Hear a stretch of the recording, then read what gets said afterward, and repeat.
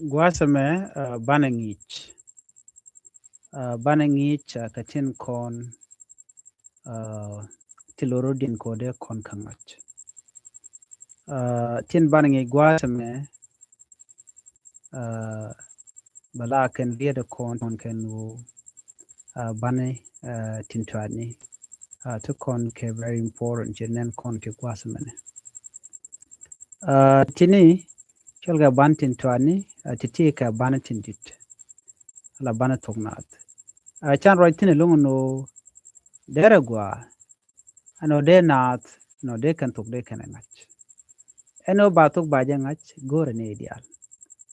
Gore je no de ne ideal de ka focus ka do dan de tok no de jangai keje.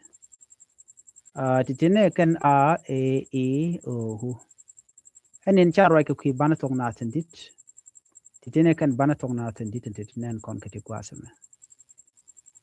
Banda ti guadame ka bantin twani. Bantin twani pergan ka bantin didu no gori na jala tekadago na shu jodien ke liu gwa teleriak na abena guadame ne. Tukon ka bantin check jodien tin pai ko right tin gwa. Bantin check jodien murai kon ko deran dera tuk dera jangach. Den vi der ngaji no ne. Ko je amen no go de bantin check jodien deri ka ngach. Bika deal practice ka dob dan deri ka practice ka ja. Shikrimentama kui kon ke kan bantiti. Name shala wa, ya, ba, pa, ma, na, nga, nya, ra, da, za, sa, la, ka, ga, ha, sha, ja. Titi ekene shwal ke banatin check jodien.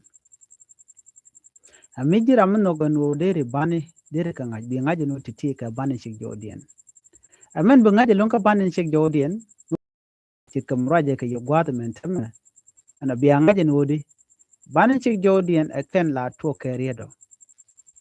Nisha always ka la to keriedo. Be jini gur jande to dere ngaj bi ngaj no bani titi ken kon la to kerie chwal ka ke bani tin check jodien. Ken ka jandang ro. Tukon ka banatin cha mat ka banatin check jodin chan right tin nin kon lecture na mane na me chale ta na me chale sorry na me chale nya na me chale ta na me chale na me chale za ka gwidu ka je tama de ngaji no na me e mat nakane ya mat keneke ka rawdi cha mat nakane yam cha mat ba chole di ba chole nya be nya be jeno no so na me jagaran ko de ngaji no nakane yam cha mat be ngaji no nya cha chet chungun gwa me shed na me nyal mena dien takane ga chaleta chet ka tok ta na me ha tangwaz ni ha chwale ne na ko kon wari na me da la ha ko kon sorry na me e ha ko kon bada me charge user ni more ka kwi dakana yot kana na mena ban mu gori e option ka jedere gor mu no go je chit ka mu gori gan dere gor no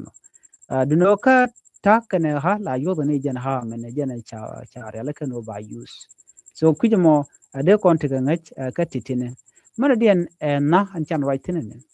na kana ha chwal kedi chwal ka kana da kana ha chwal ka kedi chwal za no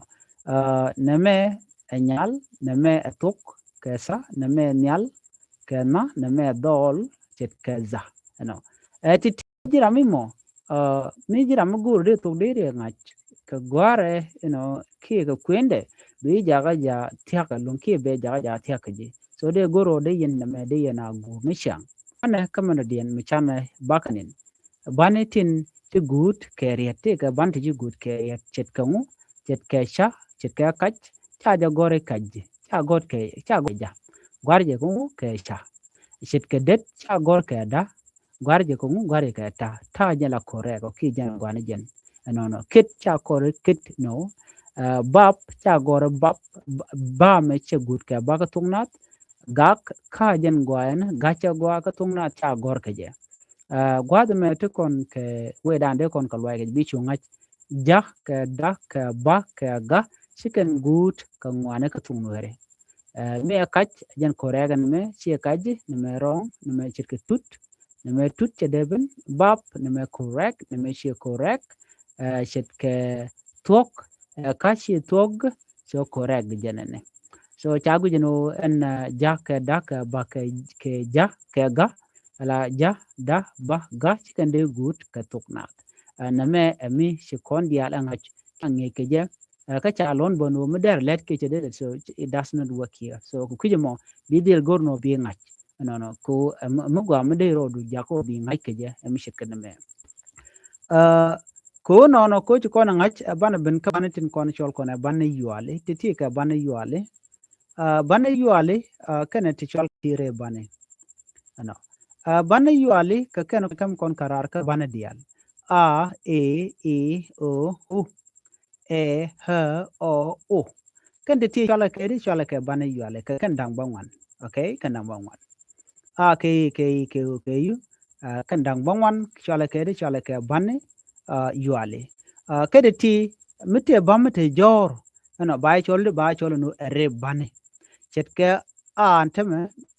a jatin gwad me bayol ka e jatin bayol ka bane me chala ha teleje so bayol ko na me ko teleje ka bayoli ba chol re baka chet ke ha chet ke ha chet ke hi chet ke ho chet ke chet ke ha chet ke ho to te tin gwad men so de ti kan bane ti madien kedi madien ka badak okay de kon ga jigo kedi ka badak ano ko de ta dande de ko ngai so mbo kon ngai kenem bane yuali ken re ban ma chaka mat ken dial chimat kon ga temelo gor kon peg dien de kon jigo no titi ka ban diala ban tok nat la ban shik jodien ka bane yuali ka re bane maden dial ka jende go baro ka tungore re bane ken bane yuali kan dial michi kon kalat gwa kel de kon me de kon je ka tungnat okay gor jeno bi ta dana cha gore ke bi gu jeno cha ka gor di ka de jeno na me a na me ha na me ha na me o na me o na me ho na me na me na me ha na me he na me na me ha na me o na me ho na me na me hi na me u kenati emat bane yu ali kenere bane ka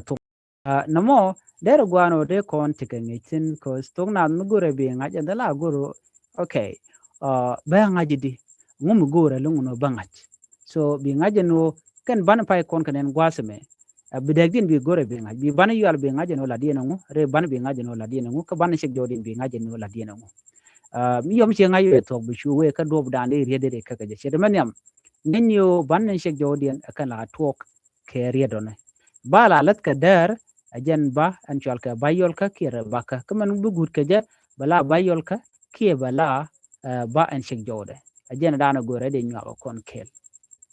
ane ban le ngis ka ngi do dien chu je pore jeno jin bi channel bi support bi subscribe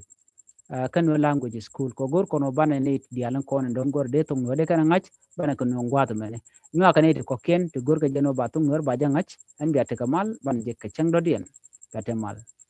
bye bye